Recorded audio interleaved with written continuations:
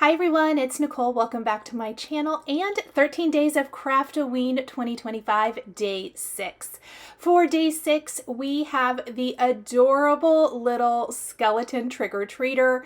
And yes, I am pairing them with my favorite classic tale books again, but this time kind of creating them coming out of the book, as well as using lots of other past Spellbinders products and the brand new Pupkin. I thought we needed a pair of trick-or-treaters for this card.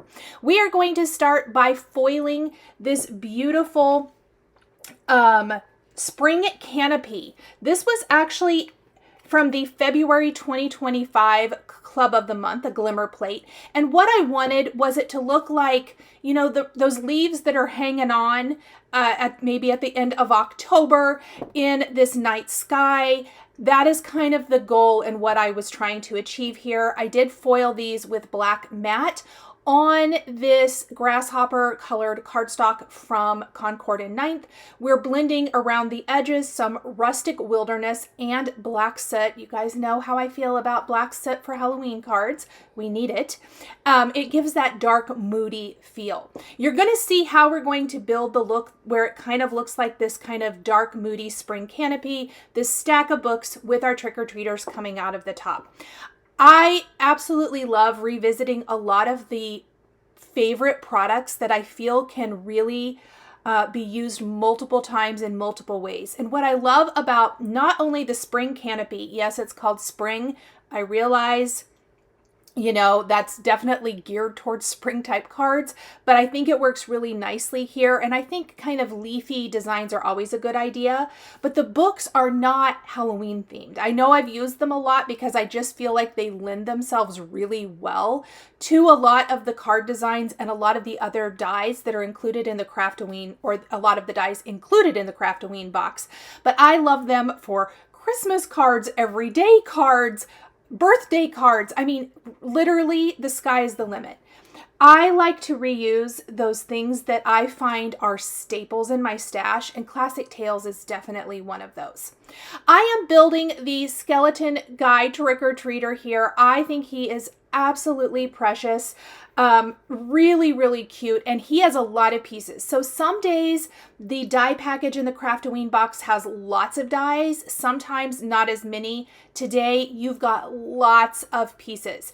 He can wear the witch hat or not. I'm definitely going to utilize that. You will also, just a spoiler, you're going to see me use the hat now that I've shown it in the day 6 video, in other videos throughout the Craftoween series. The broom, you're going to see me use the broom in other videos. So mix and match the components from your Craftoween box with things that you already own. I just really love everything about this box. You're even going to see me kind of go back to a previous day's box. We're going to pull out that darling little jack-o'-lantern from day 4 to kind of round out our card design. I am a big fan of mixing and matching. If you guys have been here a while, you know this. I feel like that is how you get the most out of all of these products we've invested in. And I love, love, love creating for Halloween. I'm sure you guys are not shocked by this, but I love it. Now, I think he is super cute and would be cute on his own, or you could do a pair of little skeleton trick-or-treaters. Think maybe one with a witch hat, one without. But I thought, you know what? I want to go ahead and see what other dies I have in my stash that would pair nicely. So if you have the Pupkin that was released this year, or if you have the, I believe it's Woofer Treat from last year, which was the little dog that wears the ghost costume, those are about the same size and scale, so you could totally mix and match as many of those little trick-or-treaters as you want to. Now, before I start adding things to my background, I looked at it. It was a little too clean, a little too pretty. Let's go ahead and ink it up with a little of the Onyx and Sparkle Silk Spatter. We're letting that dry, and then we're going to start building our books. Because I've used the books in quite a few of my other videos, I am going to speed up this part just a little bit more. I wanted to really focus, obviously, on today's die, which is the skeleton die. And then you're going to see me build out the books. You're going to see me build out the Pupkin and how to customize the books. For example, I love to find ways to incorporate my sentiment into the actual card design. So I've done this in another one of the day's videos where I use the spine of the book as the sentiment. We're going to do the same thing here using one of these stamps from the Craftoween box. It says have a bone rattling Halloween. We're going to stamp that with black right on the spine of the book instead of the decorative layer like the black and gold book that I just created. All of the classic tale books and dies have that element. One of the things different from this than the other cards where I've used classic tales, we are using the open book die here. Those of you in my Patreon, in my top tiers that watched the August 2025 live, saw me use this open book. That is coming to my channel soon. But it is a really cool die. So not only just the spines of the book, but this open book here, I kind of just thought it gives that storybook vibe. I find that I particularly love that storybook kind of look in my card making. You'll notice that a lot in a lot of my cards that are going to have a storybook feel. I have never outgrown that. I'm never probably going to outgrow it. I just love that look. And so that is something I'm particularly drawn to, and I find myself reaching for again and again. I don't think you have to reinvent the wheel every single time. And I hope that this series helps show that. I hope that my channel shows that. Yes, it's fun to try new things. It's fun to try new techniques, new styles. Absolutely.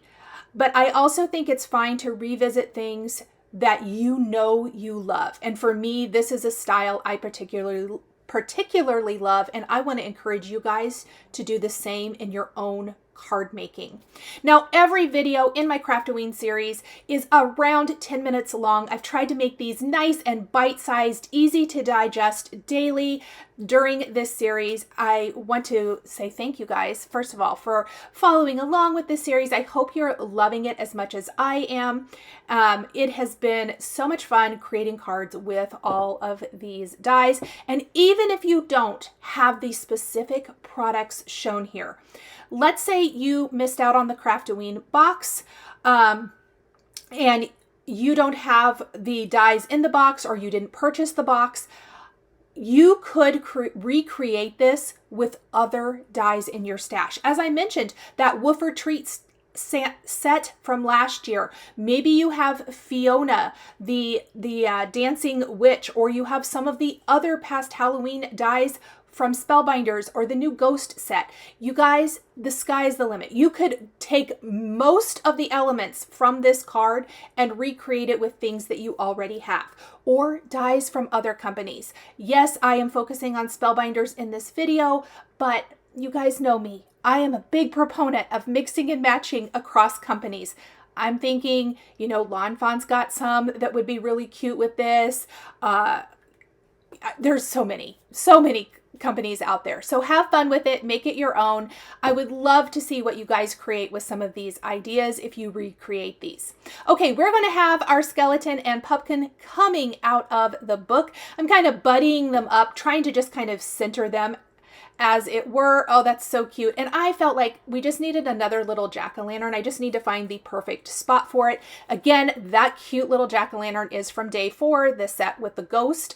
I just liked him as a filler. These bats are from the Halloween Wreath add-on from Spellbinders. It's a year or two old. It's one of my favorites. You've seen me use these bats throughout this series. I just think they are a great addition to everything. The skulls there are from the Booze and Cocktails. Instead of die cutting from white, I die cut them from gold. I think I'm going to do more of that. I love it so much. And I'm finishing my card with glossy accents that I'll add white highlights to my card to finish off. Thank you guys so much for joining me today for day 6. The supplies I used are listed and linked below the video here on YouTube. Thanks for watching, and we'll see you tomorrow. Thank you so much for joining me today for another paper crafting tutorial. I love being able to share with this incredible community of crafters. I want to give a huge shout out and special thank you to my amazing Patreon members. If you're interested in joining Patreon, please click the link in the description underneath the video here on YouTube. Patreon is a private community where you can support more of what I do. There is exclusive content, information, and behind-the-scenes content. Top-tier members will receive a handmade birthday card during your birthday month, access to D-Stash, and monthly exclusive lives, plus so much more. We would love to have you join our growing community.